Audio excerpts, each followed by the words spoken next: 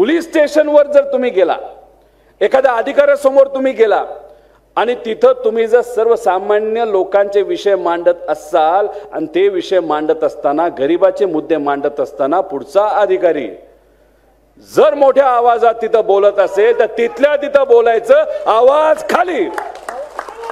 कारण का झालंय असे, या महाराष्ट्रामध्ये तुमच्यासारखे आपल्यासारखे सर्वसामान्य लोक जेव्हा पोलीस स्टेशन मध्ये जातात, अधिकाऱ्यासमोर जातात, तेव्हा आपलं ऐकलं जात नाही. अहो, बीड मध्ये जर आपण बघितलं, ईश्वरी मुंडे नावाची एक महिला 2 वर्ष झाले, म्हणजे 650 दिवस पेक्षा जास्त झाले, दररोज पोलीस स्टेशनला तिथं जात आहे. मागणी काय? तिच्या पतीला मारलं गेलं. तुम्ही जर कालचे फोटो बघितले, आम्हाला सोशल मीडियावर टाकता आले नाही, त्या व्यक्तीचे सुद्धा डोळे जसे संतोष देशमुखांचे डोळे काढले होते, जसं त्यांचा हाल हाल तिथं केलं होतं, तसंच या मुंडेचं सुद्धा त्या ठिकाणी हाल हाल करून मारलं. आणि त्या पतीला न्याय मिळावा, जे कोणी खुनीत ते पकडले जावेत, यासाठी ईश्वरी मुंडे तिथं 2 वर्ष झालं प्रयत्न करत आहे, तरी सुद्धा पोलीस प्रशासन तिथं ऐकत नाही.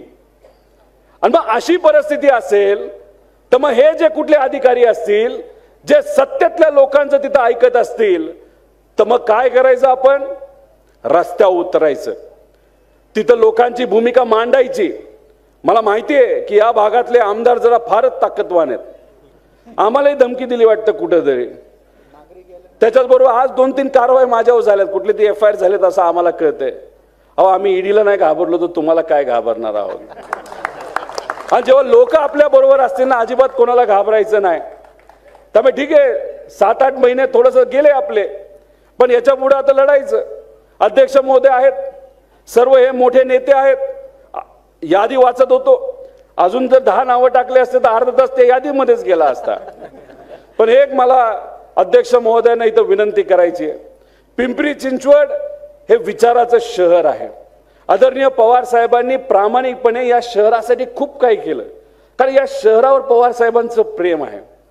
ते जेव्हा मंत्री होते केंद्र सरकारमध्ये, 6-6.5 हजार कोटीचा निधी या भागातल्या प्रमुख शहरांना दिला होता. 250 ते 3,000 कोटी निधी हा या शहरामध्ये दिलेला आपण सगळ्यांनी डोळ्याली बघितलेला आहे. का? कारण जी जी कामं आपल्या सर्वांना आत्ता सुद्धा दिसतात, त्याचा अभिमान हा आपल्या सर्वांना आहे. ती कामं जर कोणामुळे झाली असतील तर आदरणीय पवार साहेबांनी त्या काळामध्ये निधी दिला म्हणून तिथं झाले. या शहरामध्ये एखाद्या साध्या कंपनीमध्ये जेव्हा अडचण येत होती ना, तर लोक कोणाला भेटत होते? तर पवार साहेबांना भेटत होती. आणि पवार साहेब एका फोनवर तिथं असणाऱ्या लोकांची कामं करत होते. आज काय परिस्थिती? जर गरीबाला कुठली अडचण आली तर कुठं जावं लागतं? आहे का आपल्याला कुठं ठिकाण जायला? नाही. मग हे शहर, तिथं असणारे जे लोक आहेत, त्यांचं मन तर इतकं मोठं आहे. महाराष्ट्रातले तमाम महाराष्ट्र कानाकोपऱ्यातून लोक इथे येऊन राहिलेली आहेत. इथं असणाऱ्या गावकऱ्यांनी, इथं असणाऱ्या लोकल लोकांनी या सर्व संबंध महाराष्ट्राला आपले लोक म्हणून स्वीकारलंय. म्हणजे हा मिनी महाराष्ट्र आहे. आणि हे मिनी महाराष्ट्रामध्ये आज जर इलेक्शन तिथं असेल तर आपल्याला पूर्ण ताकदीनेच हे इलेक्शन लढावं लागेल असं आम्हाला त्या ठिकाणी वाटतं.